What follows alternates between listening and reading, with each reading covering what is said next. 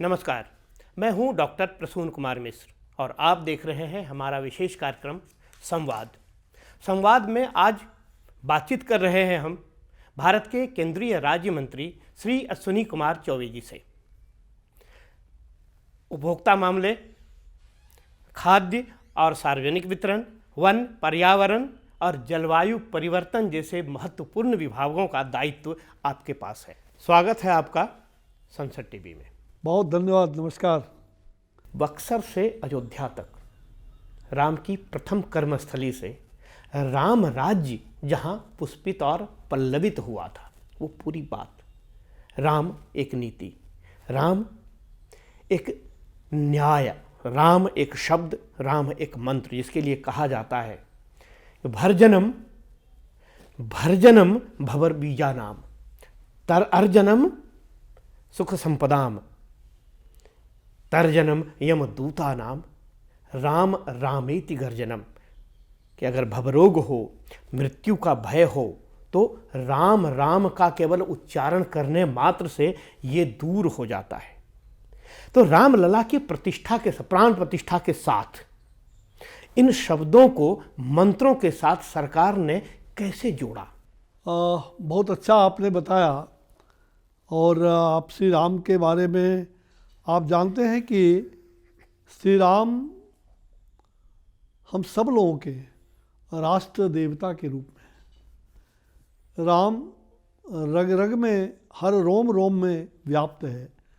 और श्री राम की जो कल्पना है वो साकार रूप में है।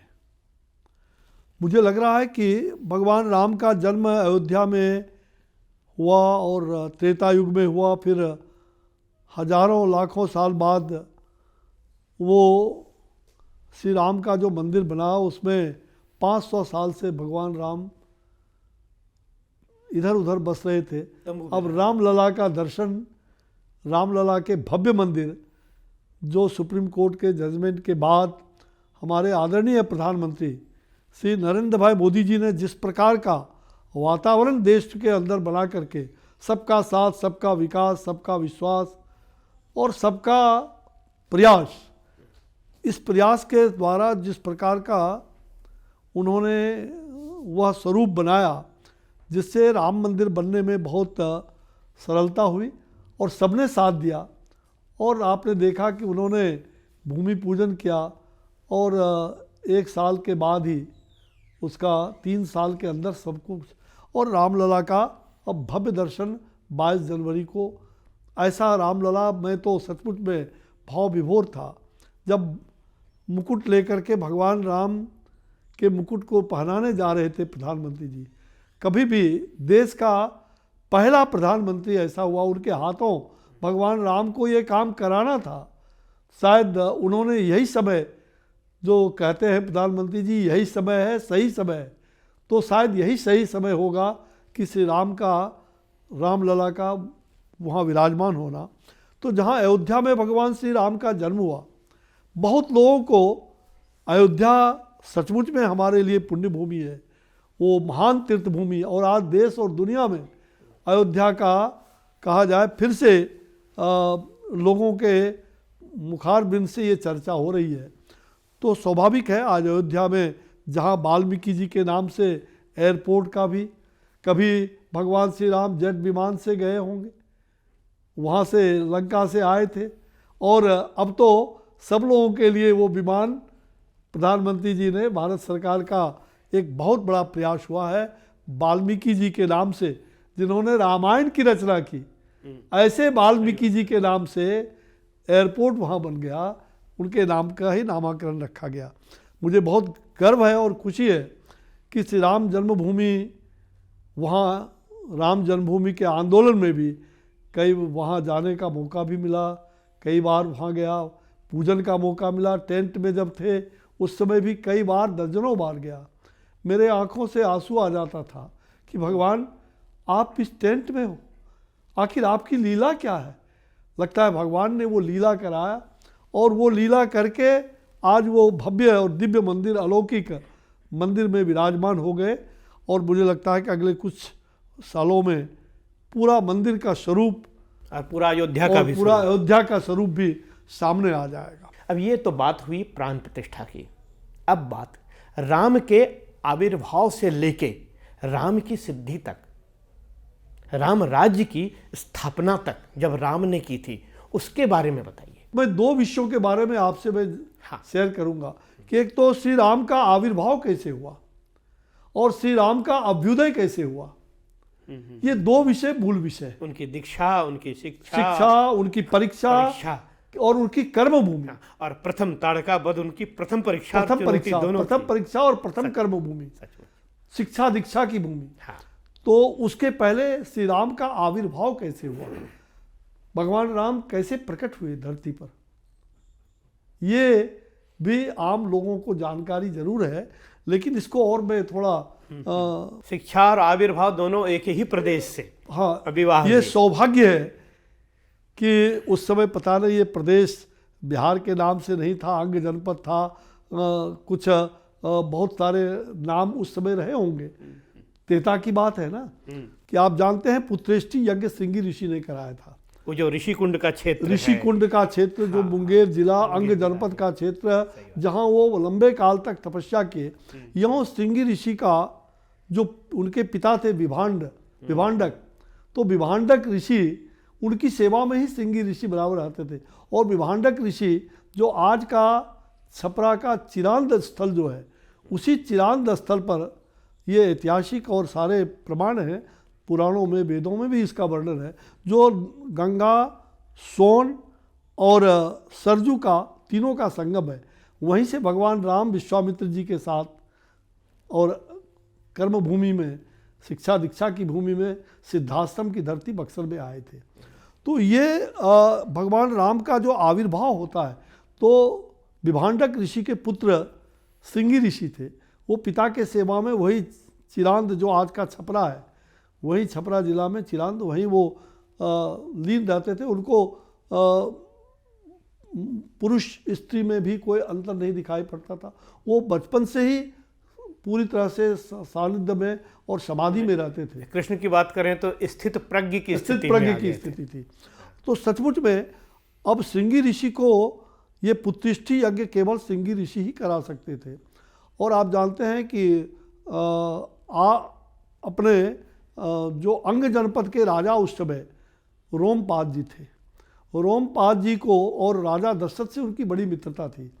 और राजा दशरथ अपने गुरु वशिष्ठ के साथ वो रोमपाद के बुलावे पर वहाँ जाते हैं। रोमपाद को भी कोई संतान नहीं था और राजा दशरथ अपनी बिटिया को उनको सुपुर्द करते हैं। उनकी पत्नी विक्षिप्त रहती थी, तो अपनी बिटिया को उन्होंने गोद दे दिया सोमपाद जी को, हाँ, शांता। और राजा दशरथ की पुत्री को वो ने अपनी पुत्री को दिया। राजा दशरथ जब वहाँ जाते हैं तो आज का जो भगदत्तपुर, चंपापुरी, जहाँ उनका महल था, चंपापुरी जो चंपानगर कहते हैं भागलपुर में, हाँ, तो वहाँ महल था। और उसी महल में वो प्रवेश करते हैं। उसके पहले का है कि उस समय आप वाल्मीकि रामायण के बालकांड के 8वां, 9वां, 10वां उपसर्ग में इसमें विस्तार से वर्णन है।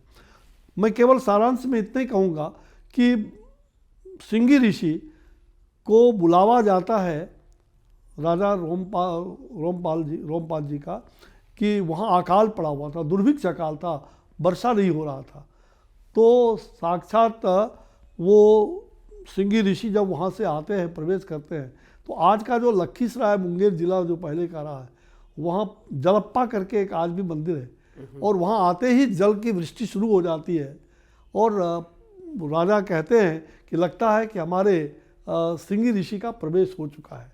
हमारे उनका वो गेटवे ऑफ अंग जनपद, गेटवे था जो अंग जनपद का वो द्वार था, और वहाँ पर फिर आते हैं। उसके बाद उनको आविर्भाव उनका, और वो कहते हैं हम महल में रहें, तो महल में उनकी शादी भी कराई जाती है बाद।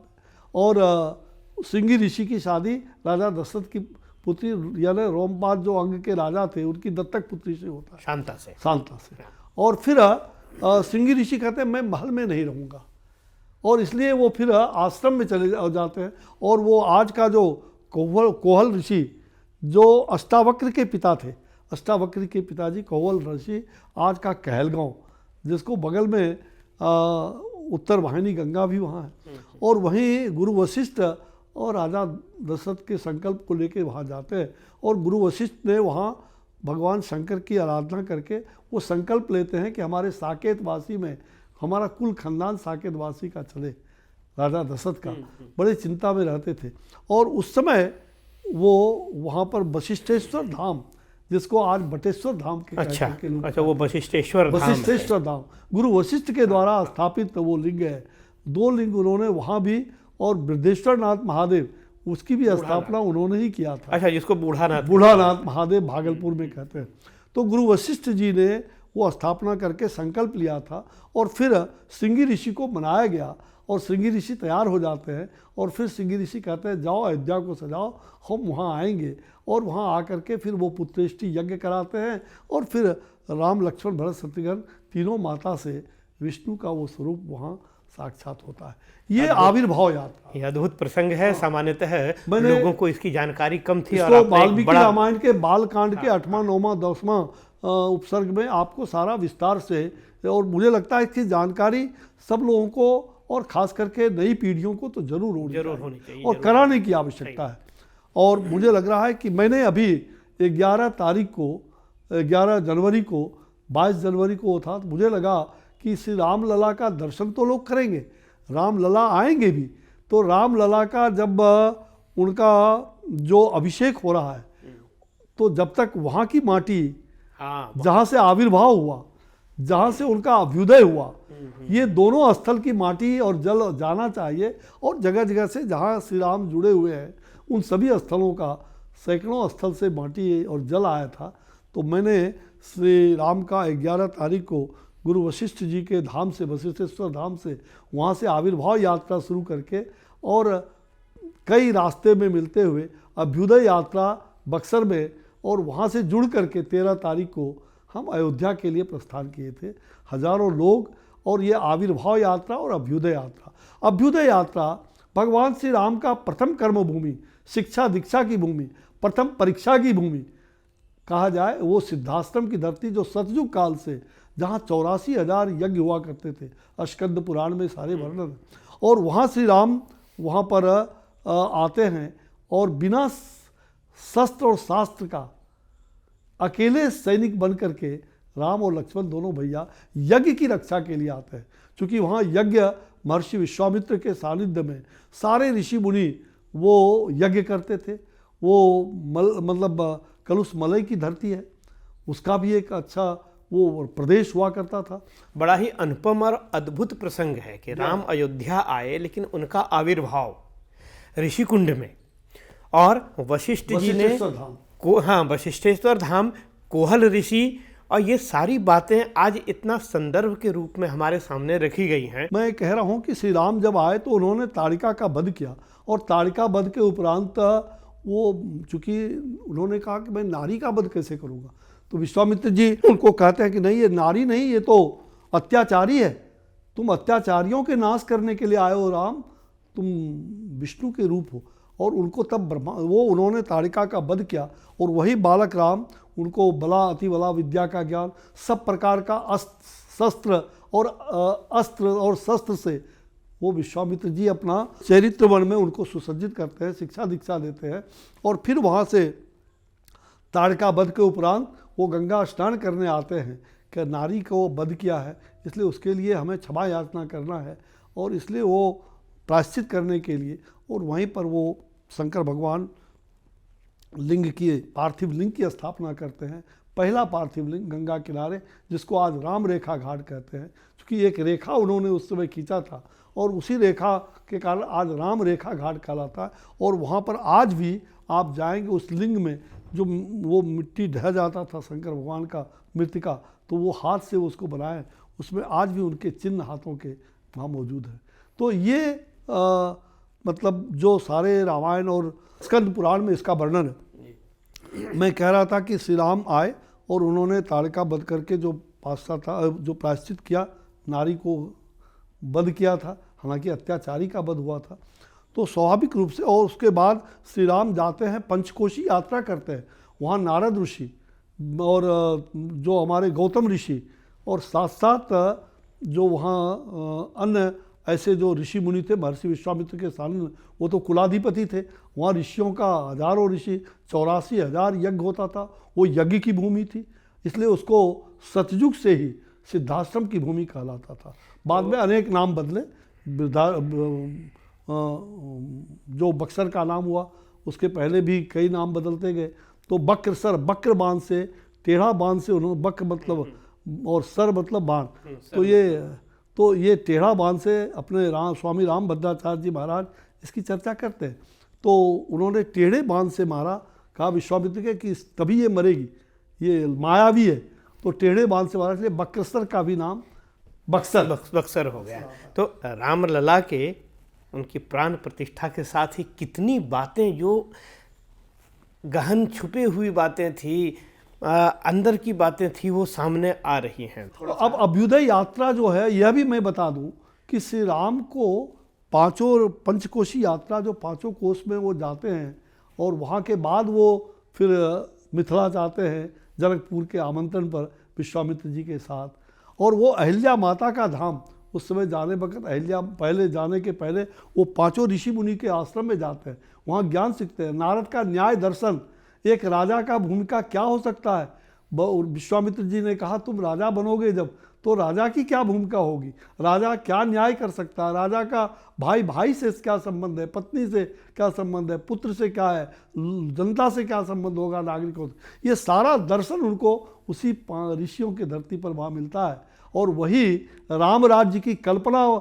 संकल्प वही होता है, और उसका साक्षात्कार उन्होंने राम राज्य का, जो अयोध्या में वनवास के बाद लौटते हैं तो राजा हो तो राम जैसा अयोध्या में, तो वो संकल्प वहाँ होता है, सिद्धि वहाँ मिलती है उनको। सही बात है। तो स्वाभाविक रूप से राम राज्य की परिकल्पना को साकार किया श्री राम ने। और आज तो देखते हैं हमारे लोकसभा में हमारी सरकार जो राम राज्य पर, श्री राम पर गहनतम चर्चा कल, इतना बढ़िया 2 दिनों की एक बड़ी चर्चा हुई और बहुत धन्यवाद बढ़िया प्रस्ताव भी आ गया, प्रस्ताव भी आया। तो मुझे लगता है कि श्री राम का अभ्युदय भी यहीं से हुआ, यानी राम राज्य का अभ्युदय इसी सिद्धाश्रम बक्सर की धरती से हुआ। तो आविर्भाव और अभ्युदय, ये दोनों ही बातों को मैंने आपके सामने रखा है। भगवान राम की प्राण प्रतिष्ठा के साथ ही जो बातें सामने आई, सरकार ने सामने रखा लोगों को, और सभी लोग जुड़े, हर स्थिति में लोग जुड़े। अब एक विशिष्ट बात आई जो सचमुच इसी प्रकार से गहनतम में छुपी हुई कुछ बातें थी।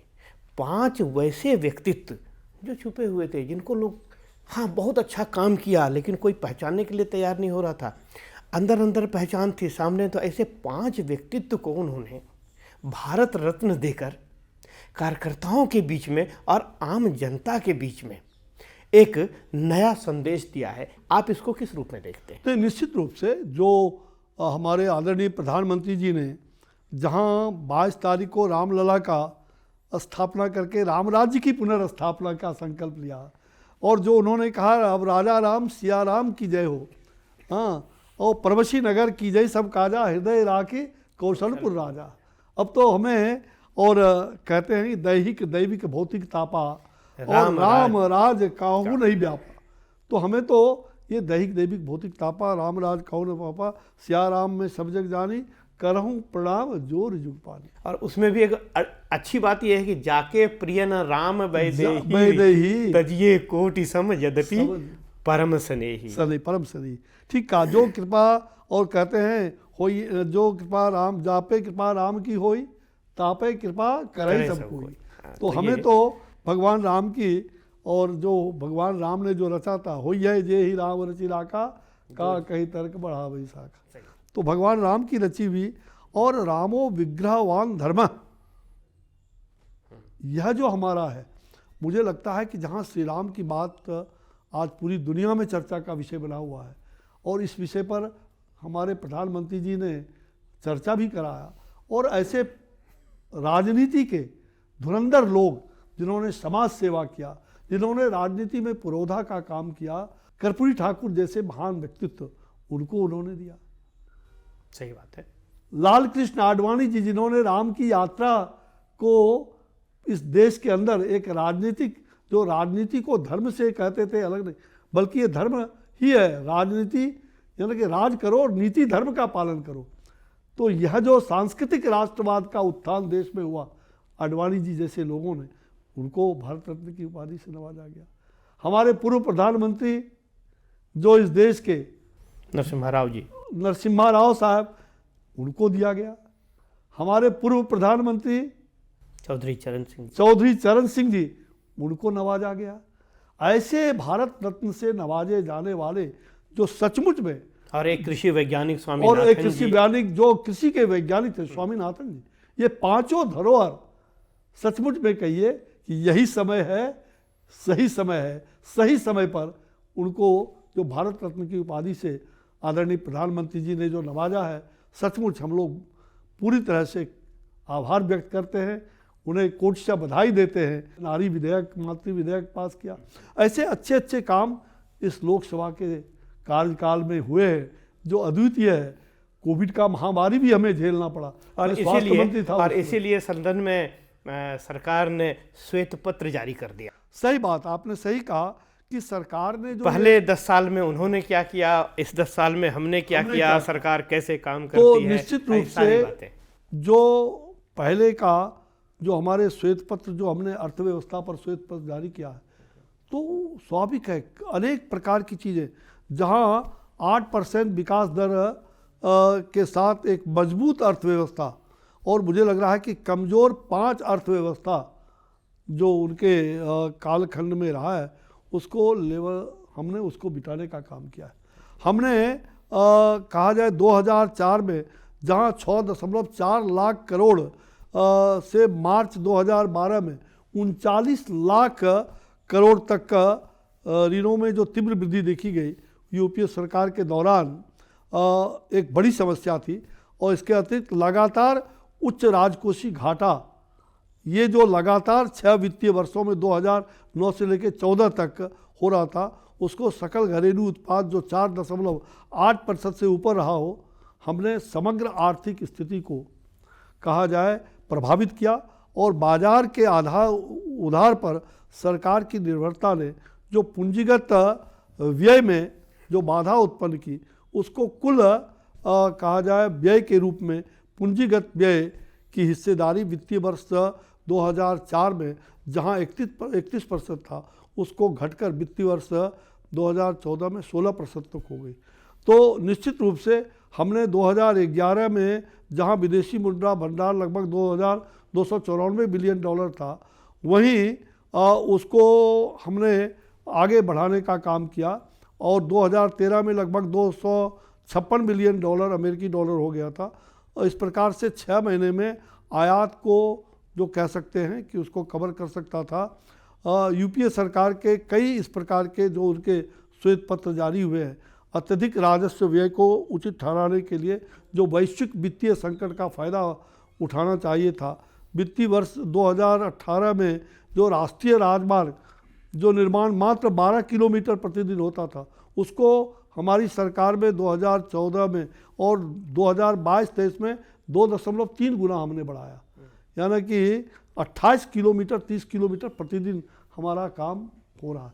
ये अनेक प्रकार के जो हमारे हम कह सकते हैं कि जो कई श्वेत पत्र में हमने उस समय के जो घोटाले होते थे, लेकिन आज के चाहे वो स्पेक्ट्रम घोटाला की बात होती थी, आज हमने डिजिटल इंडिया को आगे बढ़ाने का काम किया प्रधानमंत्री जी ने।